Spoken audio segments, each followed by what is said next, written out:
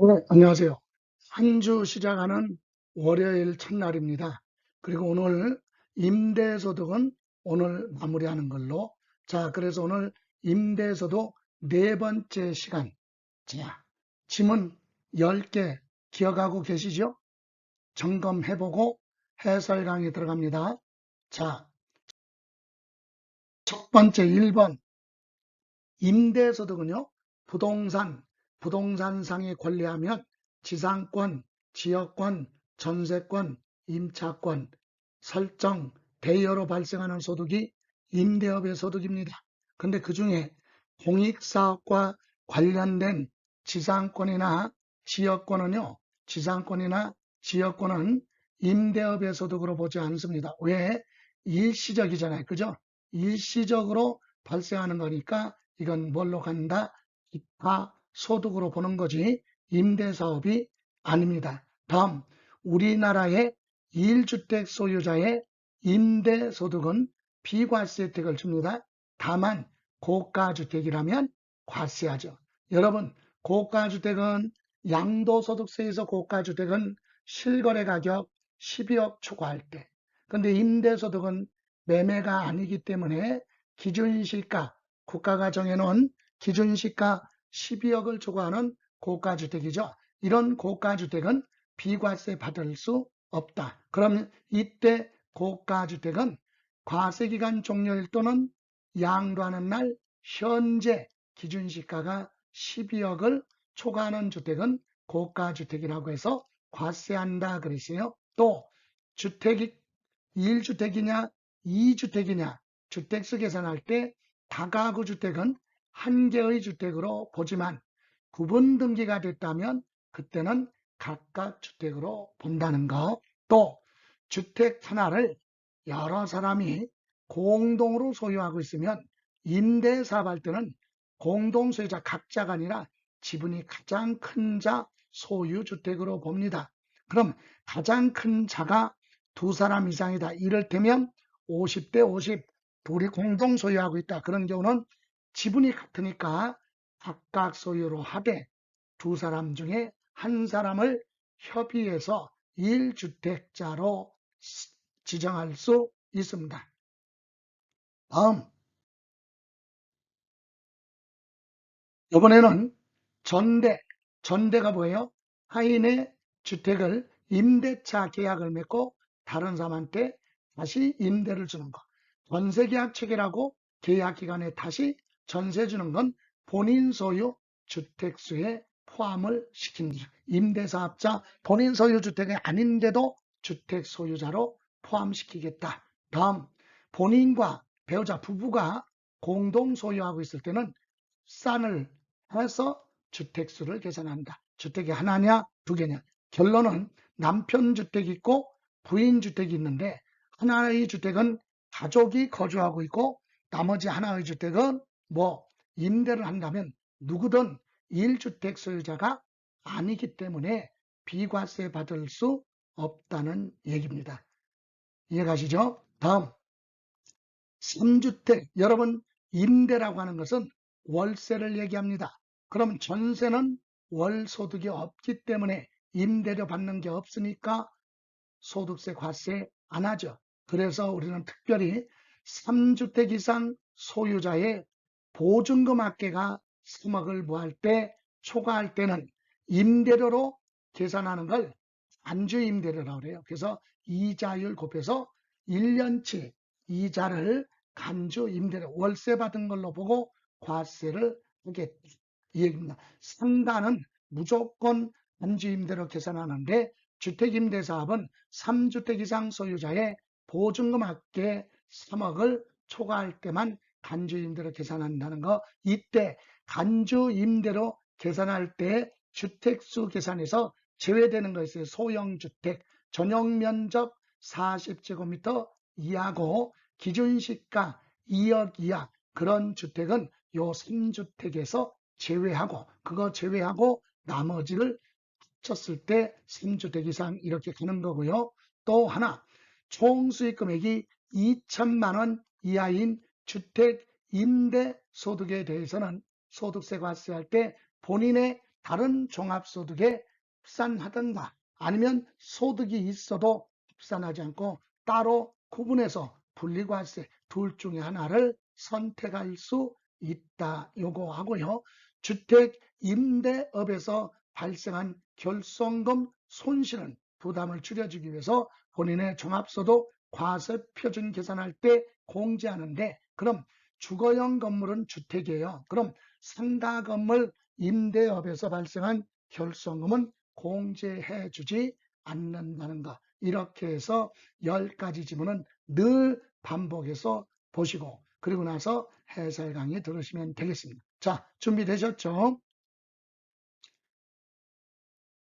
자, 7번입니다. 주택 임대사업자인 거주자 갑의 국내 주택, 우리나라의 주택 임대 현황은 A, B, C 주택 3개를 가지고 있는데 1년 임대차 계약 5년이든 2년이든 관계없어요. 1년치만 계산하면 돼. 그래서 주택 임대로 인해서 2023년도 귀속되는, 그러니까 2023년도에 부과될 임대소득의 총수익 금액이 얼마냐? 총수익 금액이 뭐예요? 1년 동안에 총 받은 금액이 얼마냐? 비용 공제한 건 소득 금액이고, 비용을 공제하기 전에 임대료 받은 거, 안주 임대료 받은 거, 관리비 받은 거 다 합쳐서 총수익 금액이죠.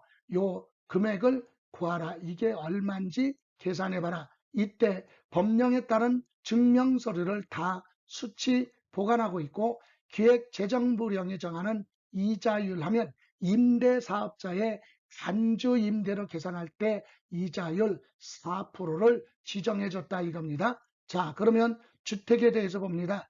A주택도 있고 그 다음에 B주택, C주택 이렇게 3주택을 가지고 있어요. 원래 3주택 소유자면 월 임대료 받은 거 1년치 계산하고 3주택 보증금 합계가 3억을 조가하면 별도로 간주 임대료 그거 2개를 계산해서 간주 임대료하고 1년 동안 임대료 받은 거 합친 게 총 수익 금액이에요. 그런데 문제는 여기서 주택을 3개 가지고 소유 3주택 소유자인데 여기에서 주택수에서 제외되는 거 있었죠? 소형주택. 그죠? 어떤 거?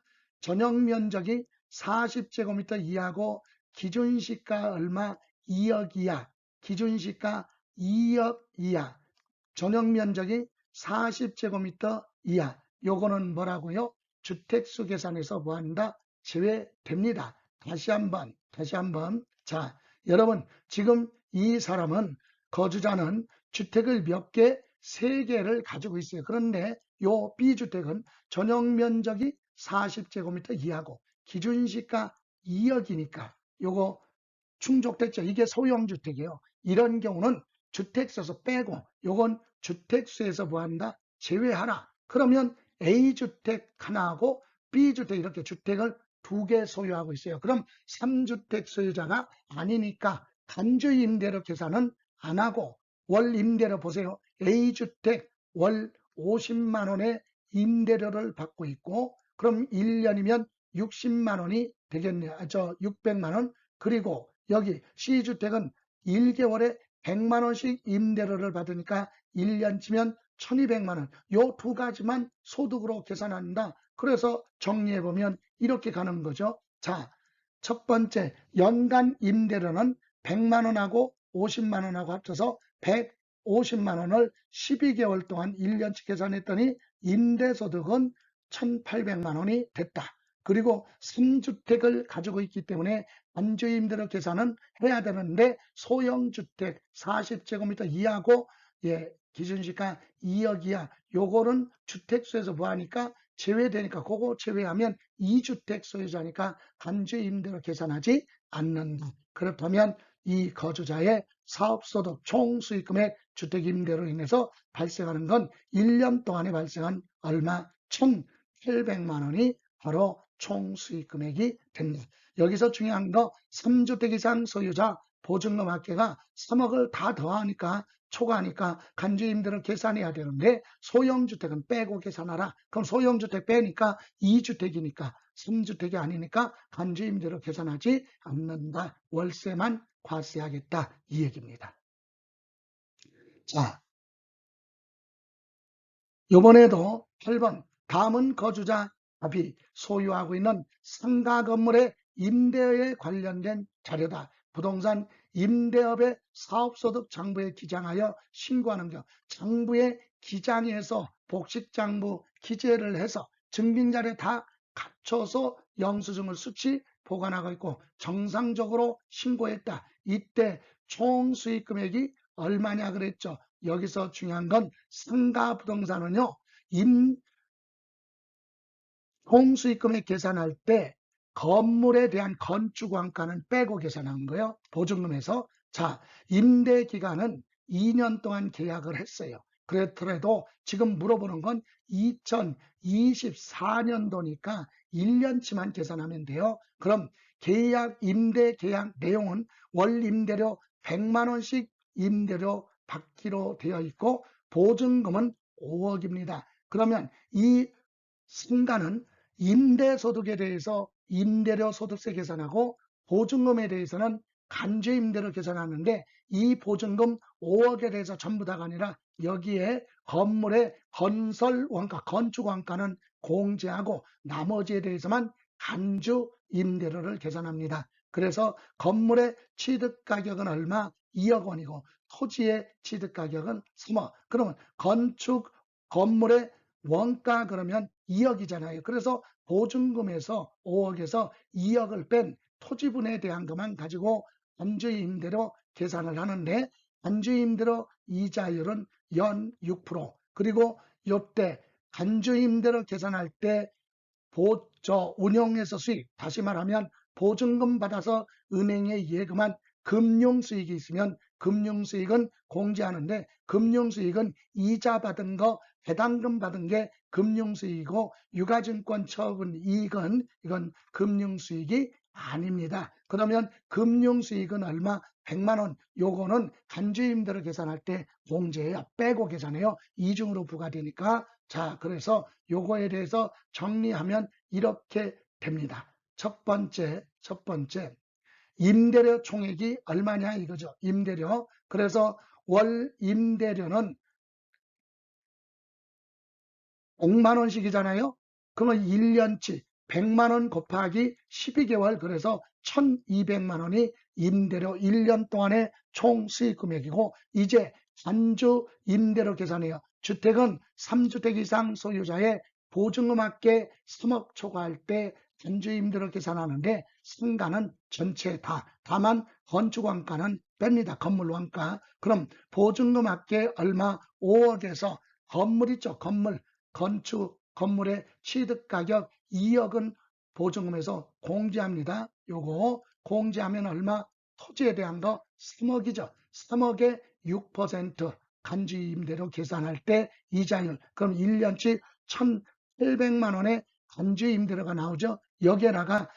여기서 간주임대료가 1,800만 원인데 거기서 임대료 받아가지고 은행에 예금에서 발생한 수익이 발생했으니까 그건 또 이중으로 부과되면 안 되니까 요 수입이자는 100만 원은 여기 간주임대료 금융수익에서 빼라. 이거 공제합니다. 그럼 공제를 하면 간주임대료를 얼마로 본다? 1,700만 원으로 보는 겁니다. 1,700만 원.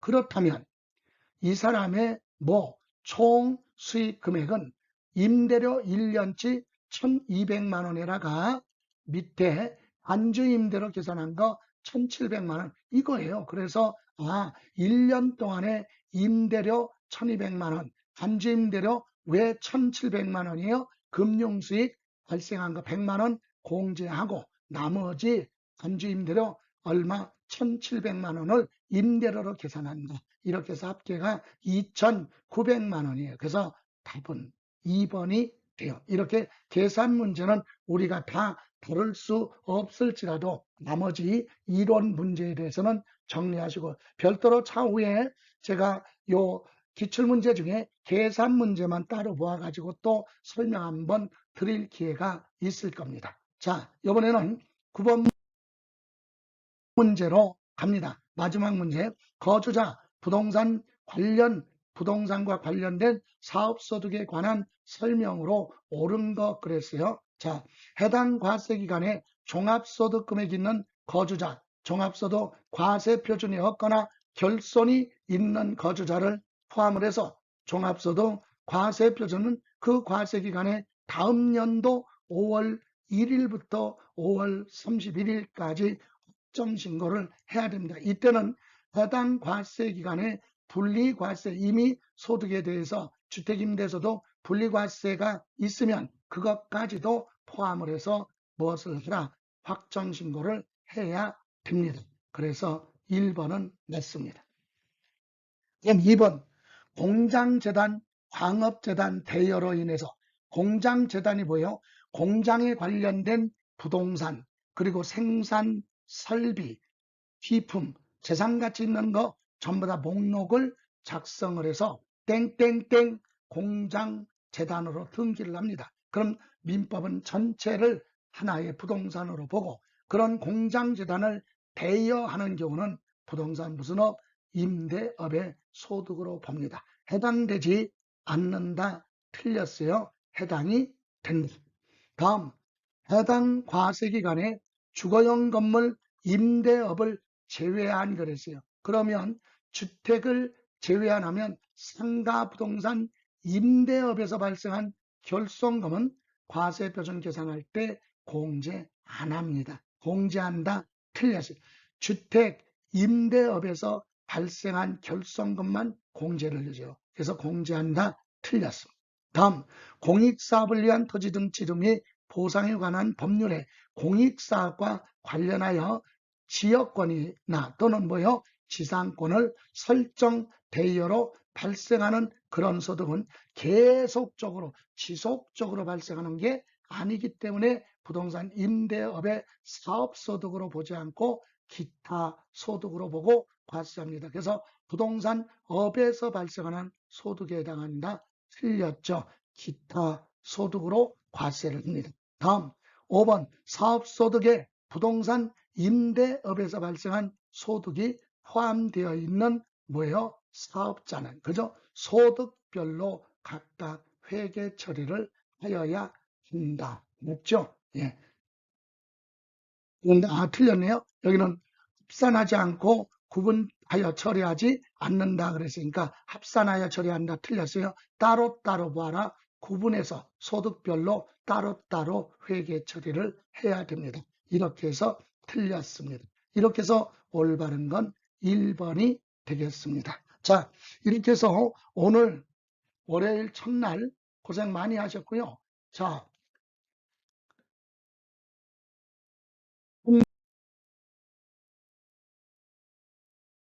주 마무리 잘 하시고요. 내일 모레 다시 뵙겠습니다. 자, 오늘 한 주 시작하기 때문에 힘차게 시작하려는 의미에서 우리 오래간만에 역시 화이팅 한번 외치고 갑니다. 준비되셨죠? 다 같이 화이팅! 네, 지금까지 김성래였습니다.